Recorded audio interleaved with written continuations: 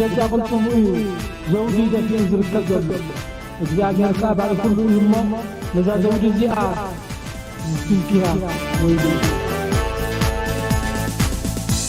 ሰላም ተኸታተልቲ ሶል ሚዲያ ኣብዘዘለኹም ሰላም ክምብዛሕ ድቅስ ክንትስ ኤርትራውነት ኮርመነት ኣይንረስ እንዳበልኩ ክብራት ተኸታተልቲ ሶል ሚዲያ ኣብታ ኦል ኖቲፊኬሽን ትብል ኣብኣ ደጊምኩም ጠውቁዋ መቸም ጸላኢ ኣይድቅስኒዩ ንብዙሓት ኤርትራውያን ተኸታተልቲ ሶል ሚዲያ ትጽሕፉሉ ያለሁም ኣለኻ ዲኻ ብምባል ይበጽሓኩም ከምዘየሎ ዝኸኣ ብናይ ቴክኒክ ምኽንያት ዳንበር ኣነ ቀጻሊ ቪድዮ ይዝርጋሕ ኣለኹ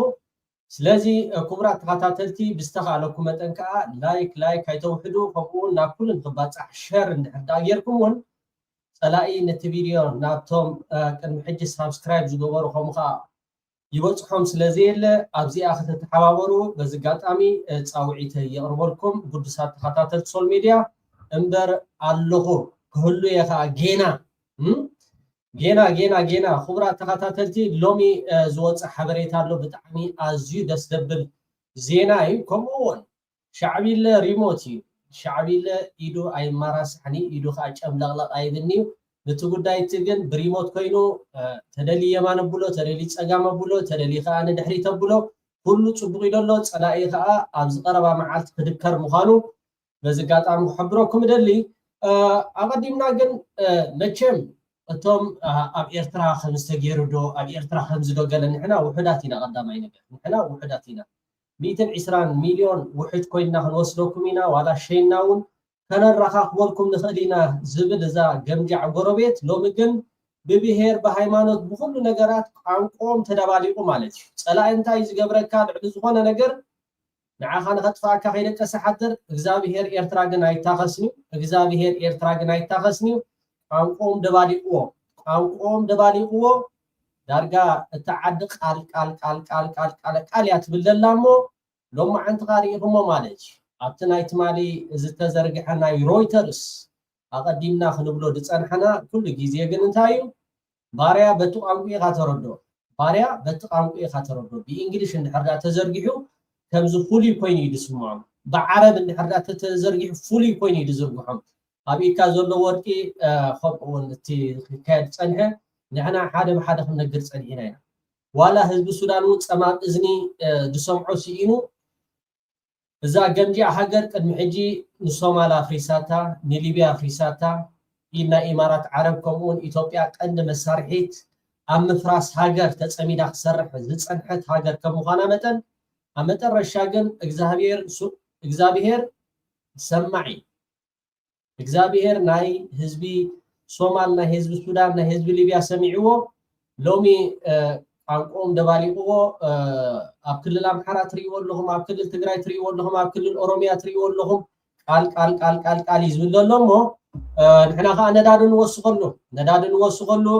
ኣብ ጥቓኹም በንዚን ወይ ከዓ ናፍታ እንድሕር ዳ ረኺብኩም ነዛ ገምጂዕ ሃገር ብዘለና ፈይ እንዳበልና ማለት እዩ እሞ ኣብ ኤርትራ ከምቲ ዋሕድና ማለት እዩ ከምቲ ዋሕድና ፅንዓትና ከምኡ ከዓ ሳላ ፅኑዕ መትከል ራእይ ከም ደርሆ ዘይኮነስ ፖለቲካ ቀዲ ናይ ዓለም ፅቡቅ ገይሩ ዝፈልጦ ሻዕቢለ ሪሞት ኢኹም ትብሎ ካብ ብሕጂ ሻዕቢለ ሪሞት የማን ኣቡሎ ፀጋም ኣቡሎ ኢዱ ኣይማራስሕን እዩ ኩናት የለን ኣብ መሬት ኤርትራ ከምቲ ክቡር ጀነራል ስብሓት ፍሬም ዝበሎ ኣብ መሬት ኤርትራ ኩናት ኣይካየድን ንዘንተ ዕለት ኣብ መሬት ኤርትራ ትትኮስ ጥኢት የላን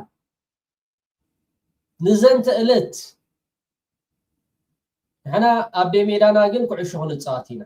እቲ ኩዕሾ ከዓ ናይ ሪሞት ዳ እምበር ገለ ነገራት ኣቢልካ ኣይኮነን ኣብ ሜዳና ግን ክንፃወት ኢና ማለት እዩ ፈታውን ፀላእን ክፈልጦ ዘሎ ሓቂ እዩ ስርዓት ብልፅግና ቅድሚ ሕጂ ኣብ ኢትዮጵያ ብድልየቶም እዮም ዝኸዱ ነይሮም ብድልየቶም ናብ ውትድርና ማለት እዩ ነተን ደሞዝ ደልዮም ማለት እዩ ይኸዱ ነይሮም ሎሚ ግን እቲ መንእሰይ ናይ ኢትዮጵያ ጎሪሑ እዚ ጉዳይ እዚ ናይ ኢትዮጵያ ዘይኮነስ እንታይ ዳ ናይ ኢማራት ዓረብ ምዃኑ ህዝቢ ኢትዮጵያ ስለ ዝፈለጦ ካልኣይካ ዳርጋ 5 ዓመት ዝኣክል ኣብይ ኣሕመድ ኣብ ልዕሊ ህዝቢ ትግራይ ኣብ ልዕሊ ህዝቢ ኣምሓራ ኣብ ልዕሊ ህዝቢ ኦሮሞ ብድሮን ጨፍጫፍ ዘካይዶ ዘሎ ተራእዩ ዘይፈልጥ ንመጀመርታ ግዜ ካብ መራሕቲ ኣፍሪቃ ወሎ ካብ መራሕቲ ናይ ዓለም نهزبو بدرون زدبدبه بتانك زرقصه عدتا زعنوه ابي احمد كوينو اتو منسيات اين خينينا خوينات بمبال اب كلل امحرا زغبرو زلو غفا نابو خبلوكم هو ابي ارترا كن كمتو وحدنا يا نحنا كو غديفنا اين خينا تعدي كله دغافو ولو ولاتي تقام بولو نيرترا غديفنا وصينا مالتي غديفنا حساب زوصانا منغستي بخمي نتعدي خلاخر كم توحدنا مخا شينا دو ولا بطفطاف طفيلنا دو قال زبهال نغرات ناي بدع صلايخان ليتن معاسنا تزاربه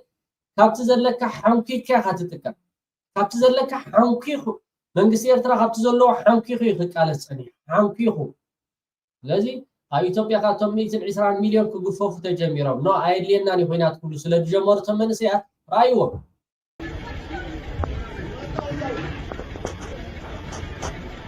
نكينا تقوى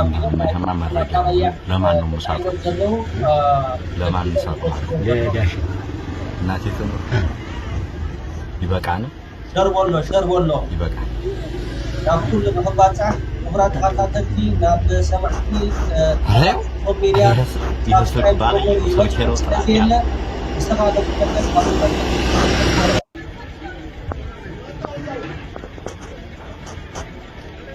كويزن ما يهمنا مرجع لما نمساطر لما نمساطر لا داش ناتي تمر يبقانا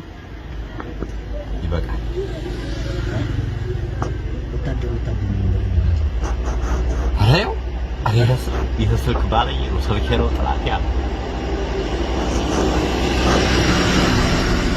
جربوا بقدي اشقدروا وي هنقبري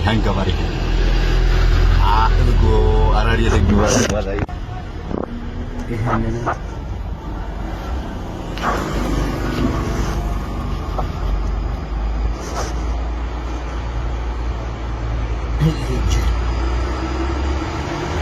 هيو يمتعون بدو لا يمتع ذكر ما انت انت بقولوا كاميرا بقولوا ما تيتو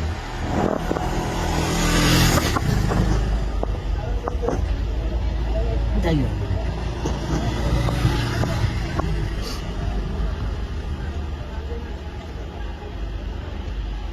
ما توصل مثلا አዎ ህይወት እያነከሰ ነው መጥቶታል ለኛ መኪና እንዳያነሳው ያንሳው ቲክቶክ ይለቀቅ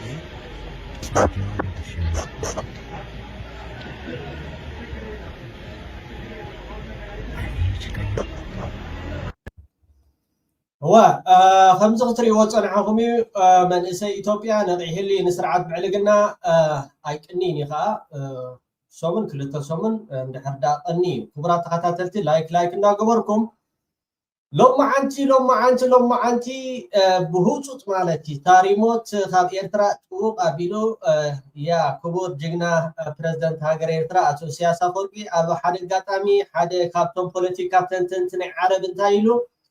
إذا كله أبي من زحق عندنا إذا كله أب السودان زحق عندنا دحري بريزيدنت سياسة فورك ناب سعود عرب مخادو ناب السودان مخاديو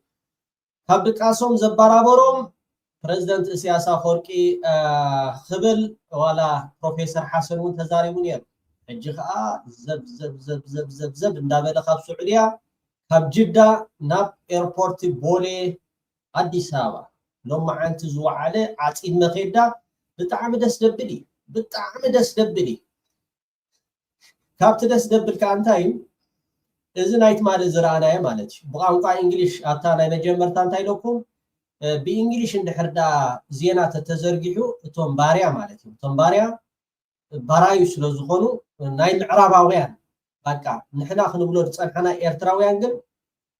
إيرتراو تمام إذني كاب عالم تنقفيقو سلاد تصنحه هم هاني إيرتراو سمع إذن محبراو ميديا سلازيل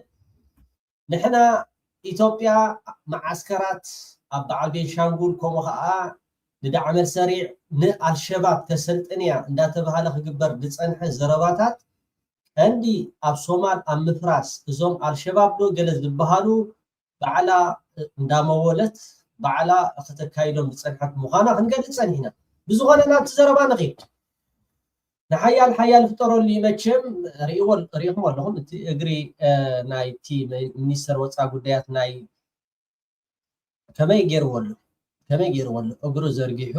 በዚ ጊደወን ኣሎ በዚ ከዓ ኣብይ ኣሕመድ ኣሎ ኦኬ ፅቡቅ እንታይ እዮም ዝብልዎ ዘለዉ ብሕፅር ዝበለ ወፂ ዘሎ ሓበሬታ ዋላ ጀዋር መሐመድ እውን ዘርጊሕዎ ኣሎ ከስዕበልኩም እየ እቲ ኣብ ቤንሻንጉል ጉሙዝ ኣብቲ ናይ ሮይተርስ ዝተዘርግሐ ምስሊ ቪድዮ ምንቅስቃስ ናይ ዳዕመል ሰሪዕ ጃንጃዊ ዳዕመል ሰሪዕ ድሓር ይመፅኡ RSF ዝብል ሽም ሂቦሞ ግን ጃንጃዊ እቲ ግብረ ሽበራዊ ትካል ንሕና ካብ የመን ካብ ሱዳን ከነጥፍእ ንፅዕር ንስኻትኩም ከዓ ተመሊስኩም ማዓስከራት ከፊትኩም ንRSF ትሕግዙ ኣለኹም ስለዚ ከይወዓልካ ከይሓደርካ ነዚ ኣብ ቤንሻንጉል ዘሎ ዕፀዎ ክትዓፅዎ ተዘይክኢልካ ግን ክጅፋዕ ኢኻ ልክዕ ከምታ ናይ የመን ዝረኸበትካ ናይ ተለኣኽቱ ማለት እዩ ናይቶም ለኣኽቱ ዝረኸበትካ ናይ የማንን ናይ ፀጋማን ጁባን እዩ ተለኣኽ ስለ ዝኾነ ባርያ ኩሉ ግዜ ክጅፋዕ ኢኻ ከምታ ናይ የመን ክጅፋዕ ኢኻ ቀልጢፍካ ነዚ ስጉምቲ እዚ ክትወስድ ዝብል ትእዛዝ ተመሓላሊፉሉ ኣሎ ክገብሮ ዲ ኣይ ክገብሮኒ ንዝብል ሕቶ ፈቲ ከይፈተወ ተዘይገይርዎ ከዓ ክመፆ ዝኽእል ከቢድ ነገር እዩ ካብቲ ዝገርም ግን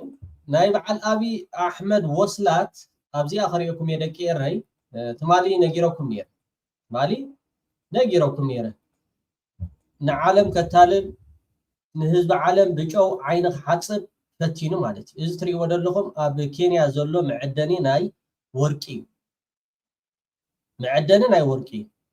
እቲ ቦታቲ ናይ መዐደኒ ናይ ወርቂ ነውፃሉ ዳ እምበር ኣብኡ ናይ RSF ከምዚ ዝበሃል ዘሎ ዜናታት ንዓና ሽምና ንኸፀልሙ ከኽፉ ተዘይኮይኖም ኣብኡ ወልሓደ የለን ብምባል ነቲ ዓለም ሙሉእ እሞ ከዓ ኩሉ ዝፈልጦ ክኩሕዶ ይፈቲኑ እታ ስእሊ ኣብዚ ማሕበራዊ ሚድያ ተዘርጊሓ ነይራ ኣጋጣሚ ኮይኑ እውን ኣነ ሴቭ ኢለ ኣለኹ ከምዚ ኣብ ስክሪን ትሪእዎ ዘለኹም ከዓ ነዚ እዩ ተረኣኻ ከዓ ኣበይ ዝርከብ እዚ ኣብ ኬንያ እዩ ዝርከብ እቲ ቦታ ንRSF ደሰልጥነሉ ቦታ ከዓ ኣብ ናይ በዓል ቤንሻንጉል ጉሙዝ 25-35 ኪሎ ሜትር ካብ ደቡብ ሱዳን ናብ ኢትዮጵያ ማለት እዩ ስለዚ መዐደኒ ወርቂ ይኮነን ቀልጢፍካ ዕፀዎ ክትዓፅዎ ተዘይክኢልካ ንሕና ኣብ የመንን ካብ ሱዳንን ከነጥፍኦም ንፅዕር ንስኻ ከዓ ኣብዚ ኣኽላባት እንዳሰደድካ ኣብ ቀይ ባሕሪ ይኹን ፅልዋ ኣብ ቀይ ባሕሪ ስለ ዘለዎ ግብረ ሽበራ ከምኡ እውን ኣብቲ ናይ ሱዳን ዝካየድ ዘሎ እውን ስዑዲ ፅቡቅ ዝምድና ምስ ሱዳን ኣብ ዝሓለፈ እዋን እውን ብመገዲ ሱዳን ካብ ፓኪስታን ዝገዝኣተን ዝለዓለ ገንዘብ ሓይሊ ንሱዳን ደገፍ ትገብር ዘላ ስዑድ ዓረብ ከም ምዃና መጠን ኣብዚ ጉዳይ እዚ ከዓ ዓብ ተራ ትፃወት ኣላ ስለዚ ክገብሮ ዲ ኣይ ክገብሮን እዩ ንዝብል ሕቶ ሰራቂ ኩሉ ግዜ ሰራቂ ምዃኑ ይተርፎን እዩ ኣይ ክገብሮን እዩ ኣብዘን ቀረባ መዓልታት ግን ስዑድ ዓረብ ብግብፂ ጌራ ክጅፎዕ እያ ኣብ ጥቕኡ ኸ እንታይ ኣሎ ንዝብል ሕቶ እቲ ኣባይ ግድብ ኣሎ እቲ ኣባይ ግድብ ስለ ዘሎ ያላ ከምዚ ሕጂ ብመገዲ ናይ ጫድ ብመገዲ ናይ ሊብያ ናብ ሱዳን ክኣቱ ዝፀንሐ ኣፅዋር ፅቡቅ ገይሩ ሓይሊ ኣየር ናይ ግብፂ ተቆፃፂርዎ ዘሎ እዚ ከዓ ሓንቲ መዓልቲ ናይ ግብፂ ምክልኻል ትእዛዝ ተዋሂብዎ ኣብዚ ቦታ እዚ ክድዕምሶ ምዃኑ ዘጠራጥር ጉዳይ ኣይኮነን ብምባል ተወሳኺ ጀዋር መሐመድ ለጢፍዎ ከም ዘሎ የሳዑዲ ዓረብ የውጭ ጉዳይ ሚኒስተር ፍንፍኔ ገብተዋል ፍንፍኔ ማለት ብቋንቋ ኦሮሞ አዲስ አበባ አትዩ የቱርክ ፕሬዝዳንት ዳግም በሚቀጥለው ሳምንት እንዳይመጡ ይጠበቃል እቲ ናይ ቱርክ ከዓ ኣብ ዝመጽእ ናብ አዲስ አበባ ክመጡ ሁለት ሀገራት አብይ ለሱዳን ጃንጃዊ ቡድን ዝገብሮ ደሎ ደገፍ ጠጠው ከብሎ የከፍተኛው ካም እንዳይዘጋ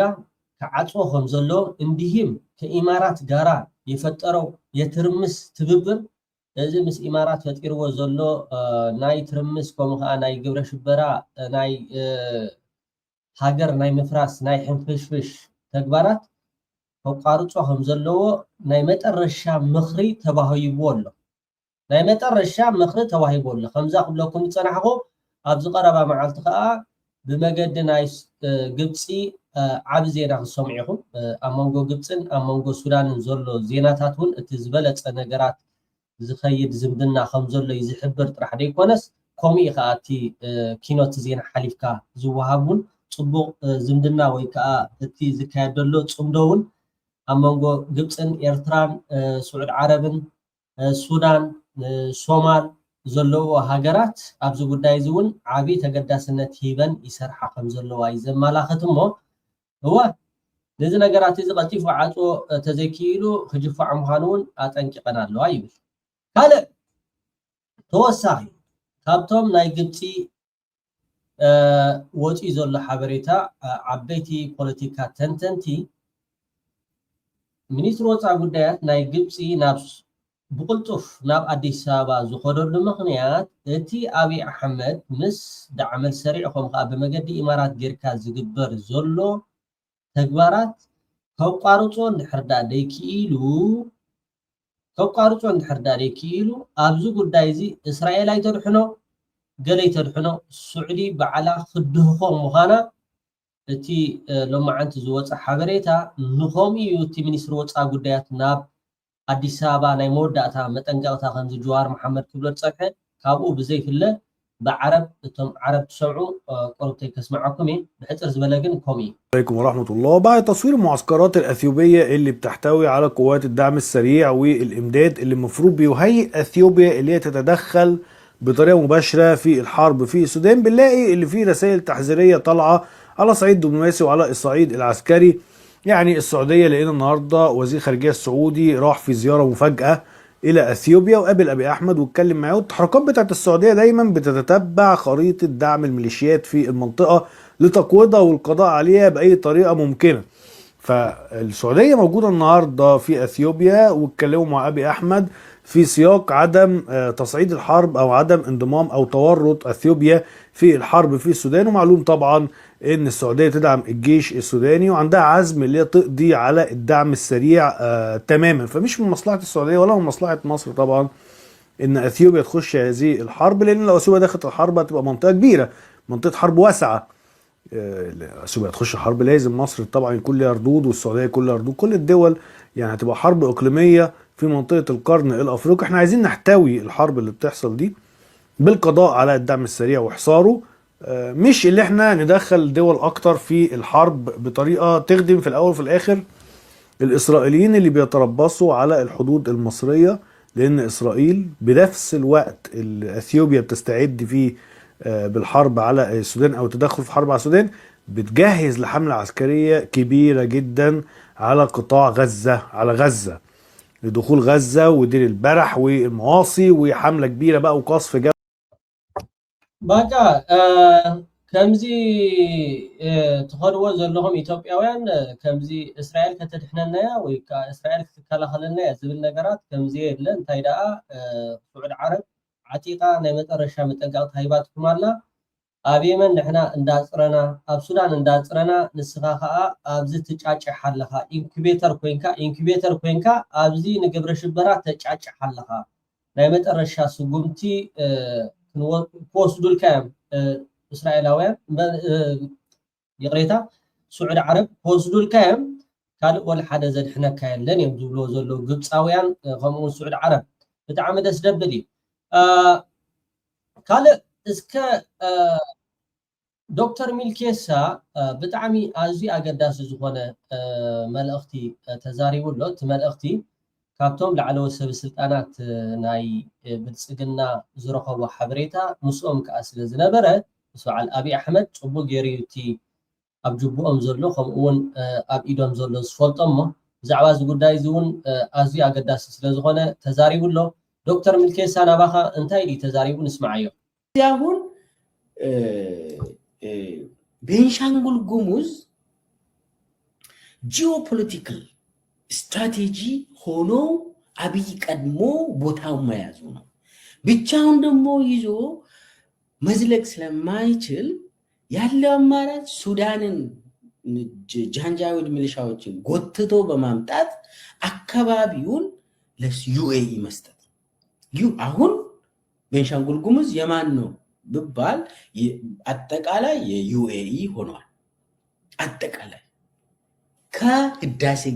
ግድብ ጭምር ማለት ነው። እዚህ ላይ ማንም ኢትዮጵያዊ መረዳት ያለበት ቤንሻንጉል ጉሙዝ ለጂኦፖለቲካል ፐርፐስ ተብሎ ተሽጧል። አሁን የኢትዮጵያ ሉዓላዊነት ምናምን እሱ ታሪክ ነው፣ ቆይቷል እሱ ከተሸጠ እና አሁን አብይ ቀድሞ ቦታውን ከውጭ ኃይል አምጥቶ በመያዝ እና ይሄ ጥምረት እዛ አካባቢ እንዳይፈጠር ለማድረግ እየተንቀሳቀሰ ነው። ህወሓት በተለይ ቲዲኤፍ እና ኦኤልኤ ፋኖ ቤንሻንጉል ጉሙዝ ላይ ከተገናኙ አዲስ አበባ ለመግባት ቀላል ነው የሚሆነው፣ በጣም ቀላል ነው የሚሆነው። እዛ አንዴ አብሮ ከጀመሩ እንትኑ በጣም ይቀላል። ለምን እንትኑ በጣም ፐብሊክ ኢሜጁ ከባድ ነው የሚሆነው ለአብይ ኃይል ይሄ ጥምረት እዚ ናይ ቤንሻንጉል ጉሙዝ ብጣዕሚ ኣዘራራቢ ኩነታት እዩ። ንኣብይ ኣሕመድ እውን ብጣዕሚ ሓደገኛ ዝኾነ ሳዕቤናት ከምፃሉ ምዃኑ ኦላ ፋኖ ከምኡውን ሕወሓት እንድሕር ደኣ ኣብ ሓደ ጥምረት ወይ ከዓ ብሓደ እንድሕር ደኣ መፅኦም ንኣብይ ብቁልጡፍ ናይ ጊዜያት ከኣልይዎ ተኽእሎታት ኣሉ። ከተፈጠረ ብዙ የሚቆይ አይሆንም። ያንን ፈርቶ ነው አንደኛ እዛ ላይ ቀድሞ ቤንሻንጉል ጉሙዝን ለውጭ ሀገር አሳልፎ ሰጥቶ እዛም እሱም የጂኦፖለቲካል ዳይናሚክሱ ውስጥ ተጠቃሚ ለመሆን እየሞከረ ነው። እንግዲህ አሁን የውጭ ሀገር አጠቃላይ እንትኑ የቀጠናው አስተላለፍ ውስጥ ምን ይመስላል ብለን እሱን ካየን በኋላ የህዳሴ ግድብ ዕጣ ፈንታን እናወራለን። በተለይ የቀጠናው ኃይል አስተላለፍም በተመለከተ የኢትዮጵያ አሁን ሙሉ በሙሉ ራሷን አጋልጣ የቀጠናው የጦርነትና የኃይል አስተላለፍ ውስጥ ገባች። እንዴት ነው ይሄ የሆነው? አንደኛ አሁን የሱዳን መከላከያ ሰራዊትና የሱዳን መንግስት ከግብፅ ጋር ይሰራል። በተለይ ግብፅ፣ ሳውዲ አረቢያ፣ ኤርትራ፣ ሶማሊያ፣ የተለያዩ የቱርኪ ጨምሮ የሱዳን መንግስትን ነው የሚደግፉት። ኤርትራ፣ ሶማል፣ ስዑዲ፣ ግብፂ፣ ቱርኪ ሓዊስካ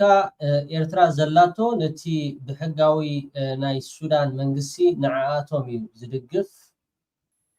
የሱዳን መከላከያ ሰራዊትን ነው የሚደግፉት። አሁን ኢትዮጵያ በዩኤኢ ታዛ የት ነው የገባችው? ከአማጺ ቡድን አንድ ተራ አማጺ ጃንጃዊድ ሚሊሻ የሚባለው ጎን ተሰለፈች። ስለዚህ አሁን ማን ነው ከጃንጃዊድ ሚሊሻ ጋር ያለው? ዩኤኢ ብቻ። እዚ ጃንጃዊ ሚሊሻ ግብረ ሽበራ ቀደም ሽሙ ከምኡ ነይሩ፣ ድሓሪ አርኤስኤፍ ዝብል ተቀይሩ ዩኤኢ እና ሶማሌላንድ እንትን ኃይል አይደለም። እና ኢትዮጵያ እንደ አገር እንግዲህ አገር ነች። እንደ አገር በአደባባይ ከዩኤኢ ጋር ሆና ተልካ ከአማጺ ከጃንጃዊድ ጋር ተመደበች። እንግዲህ አስቡት የቀጠናው ኃይል አሰላለፍ ባላንስ ኦፍ ፓወሩ ግልጽ ነው። የማን ነው የሚበልጠው? የነ ሳውዲ፣ የቱርኪ፣ ኤርትራም እዛ ውስጥ አሁን በዚህ ደግሞ ኤርትራ ጋርም እየተላተመ ነው አብይ። ሶማሊያም በአቅሟ አትተው። ለምን የአብይ እንቅስቃሴ በሶማሌላንድን በተመለከተ የታወቀ ነው። ስለዚህ አሁን ይሄ አካባቢውን እያተረማመሰች ያለችው ዩኤኢ ነች። ዩኤኢ ግብፅ ሊቢያን አፈረሰች። ዩኤኢ አሁን ሶማሊያን እያፈረሰች ነው። ያው ሶማሊያ እያበቃል እንትኑ ሶማሌላንድ አገር እየሆነች ነው። እንግዲህ ቆይቷል። የሶማሊያ የተዳከመች ሀገር ከቆየች ያው ቆይቷል። ከ1990 አካባቢ ጀምሮ ከዚያድ ባሬ ከወደቀ በኋላ እንደ ሀገርም ለመቆም ያስቸገራት ነበር። አሁን ደግሞ በዩኤኢ ግፊት ነገሩ ያበቃ ይመስላል። አሁን ኢትዮጵያም እዛ ውስጥ የተሳተፈች ነው። እዚህ ላይ ኢትዮጵያ የአፍሪካ ህብረት ድርጅት ዋና መቀመጫ ሆነ ዋና ከተማ የአፍሪካ ዋና ከተማ ሆነ የአፍሪካ ህብረት ዋና ከተማ መቀመጫ ሆነ አገርን እያፈረሰች ነው። ዋናው የአፍሪካ ህብረት ምሰሶ ምንድነው? ሉዓላዊነት ነው። የአገሮች አንድነት ነው። የውስጥ አንድነት ነው። እሱን አይጥሱም። የአፍሪካ ህብረት ቻርተርም ይሁን አፍሪካ መንግስታት፣ በተለይ ኢትዮጵያ እኮ በታሪኳ በአፄ ኃይለ ሥላሴ ጀምሮ በደርግም በመለስ ዜናዊም በኃይለማርያም ደሳለኝ ጊዜም ኢትዮጵያ በሀገሮች አንድነት በውስጥ አንድነት በተመለከተ ምንም አይደራደሩ። በተለይ አፍሪካ ውስጥ ዛሬ ኢትዮጵያ የገጠማት መሪ ለአፍሪካ እንደው ምን አይነት እንደው ሽንፈት እንደው ምን አይነት ሰው እንደሆነ የታወቀ ተላላኪ፣ እንዲህ አይነት ተላላኪ መሪ ኢትዮጵያ አግኝታ አታውቅም። አራይ ናይ አፍሪካ ሕብረት ትቀጻል ንብሎ ቤት ጽሕፈት ኣብ ኣዲስ ኣበባ እዩ። ከም ኣብይ ኣሕመድ ነቲ ግብረ ሽበራ ሃገራት ዘፍርስ ሶማል ከምኡ ሊብያ ሱዳን ዘፍርስ ዘሎ ናይ ኢማራት ዓረብ ቀንዲ ተላኣኺ ኮይኑ ንኢትዮጵያ ኣብ ዓዘቕቲ ኣብ ሓደጋ ኣውዲእዋ ዘሎ ከምዚ ዓይነት መራሒ ከዓ ተራእዩ ይፈልጥን የዩኤ ተላላኪ ሆኖ ቁጭ አለ። ስለዚህ የቀጠናው ባላንሱ ፓወር ይሄ እንትኑ የኃይል አሰላለፉ ግልጽ ነው። ጸረ ኢትዮጵያ ነው። እንግዲህ ኢትዮጵያን ወዴት እየወሰደ ያለ ነው የሚታወቅ ነው። የኢትዮጵያ ሕዝብ እኮ ዛሬ ብሎ ሰውየው ማባረር አለበት እኮ። ይሄ በጣም የሚያስከፍል አደገኛ አካሄድ ነው። ኢትዮጵያ አብይን ይዛ እንደ ሀገር ከባድ አደጋ እያንዣበበ ነው።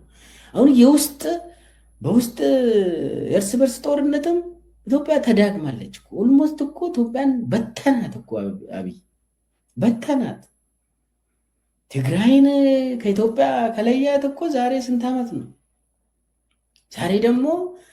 ሌላ ትግራይ ላይም ጸረ ሽምቅ ተዋጊ ብሎ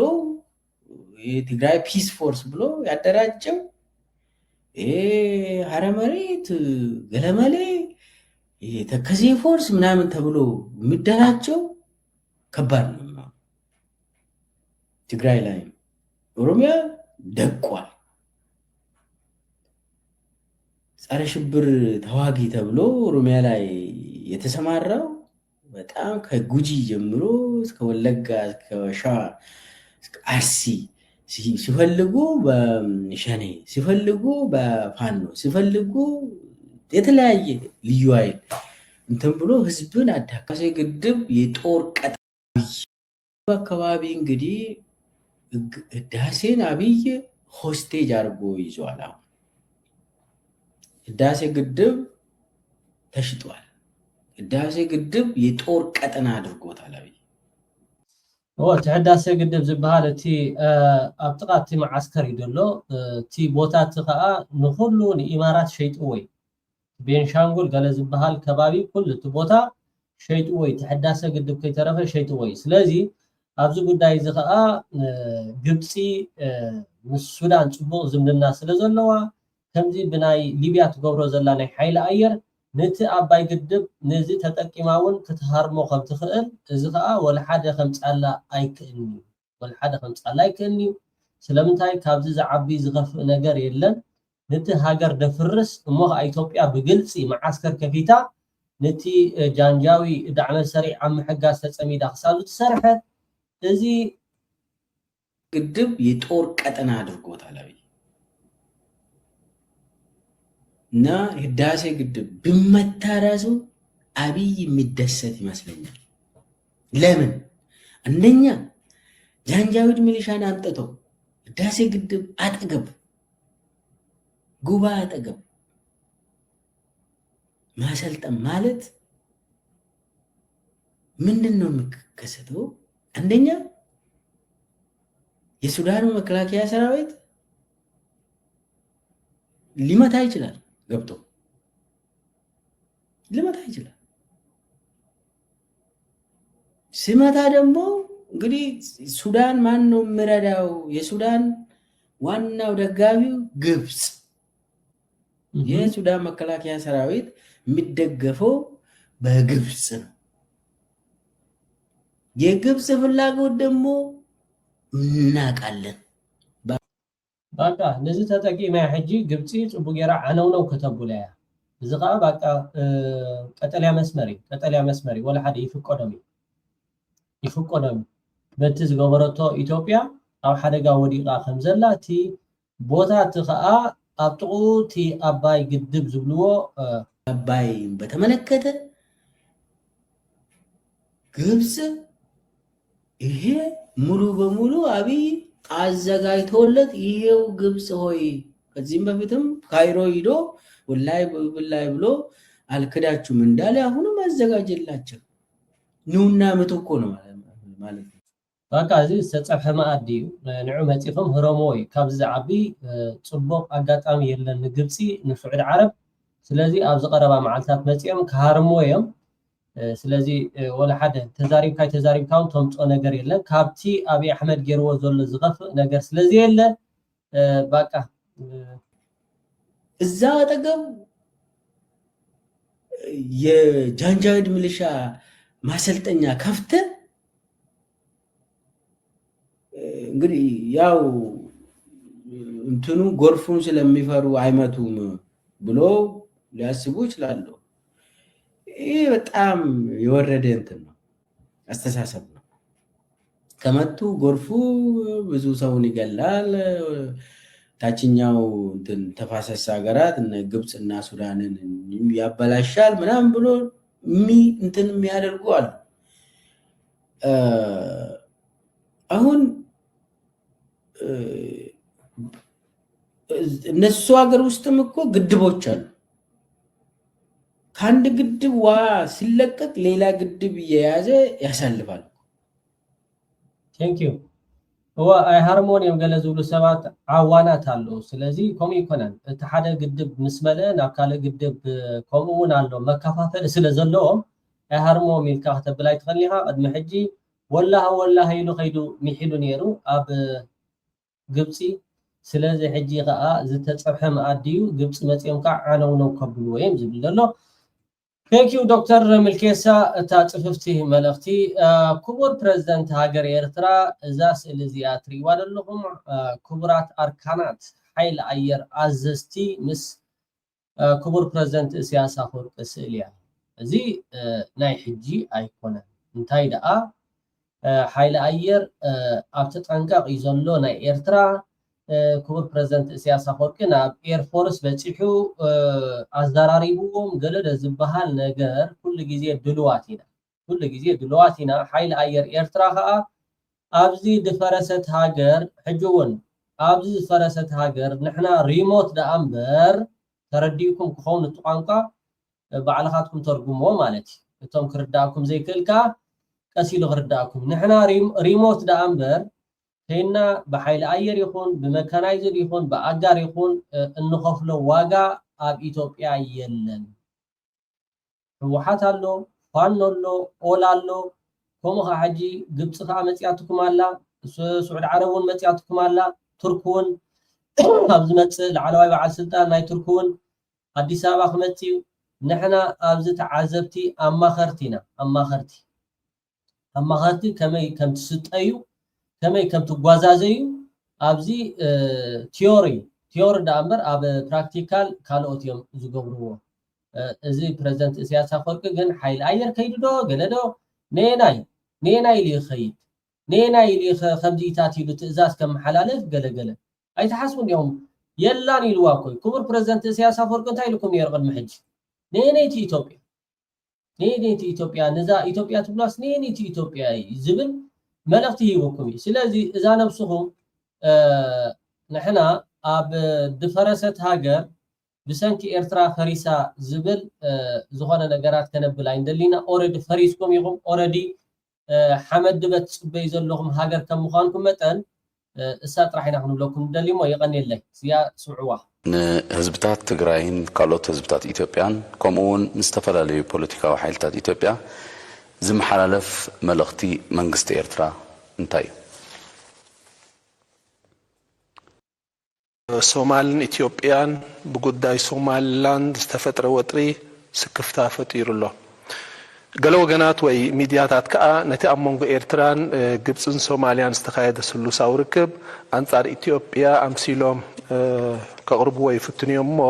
ብዛዕባ ዝንታይ ትብል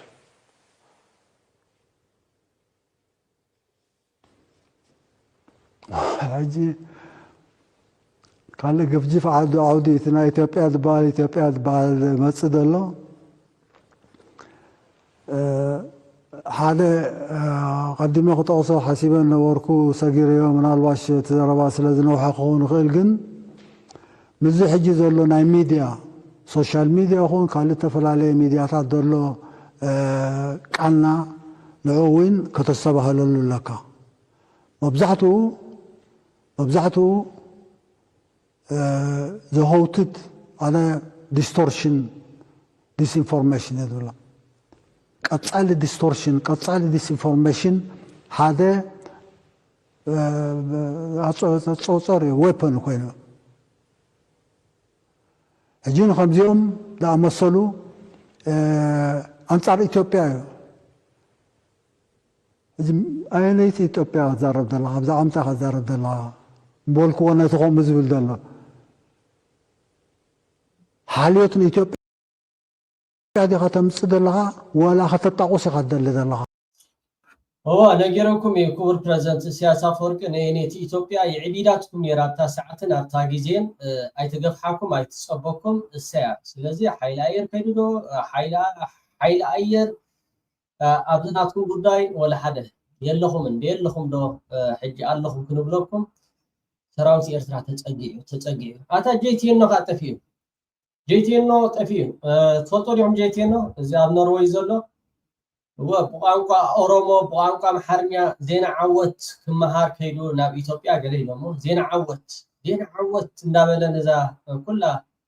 أبزدقز نبرت تقارب بزين عوت قبهم حبيتهم نيرو أبي إثيوبيا خيدو لهم مهاري لهم أورومو بمحرنيا زين عوت تدمشيسهم قال الزبل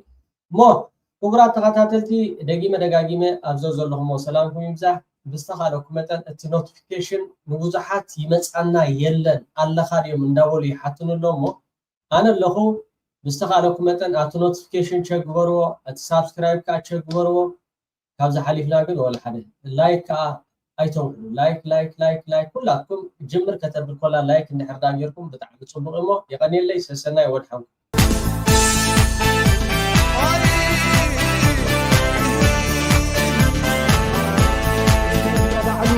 بجد أقولكم زوجي ده في زرقة إذا كان كابع كل يوم نزار زوجي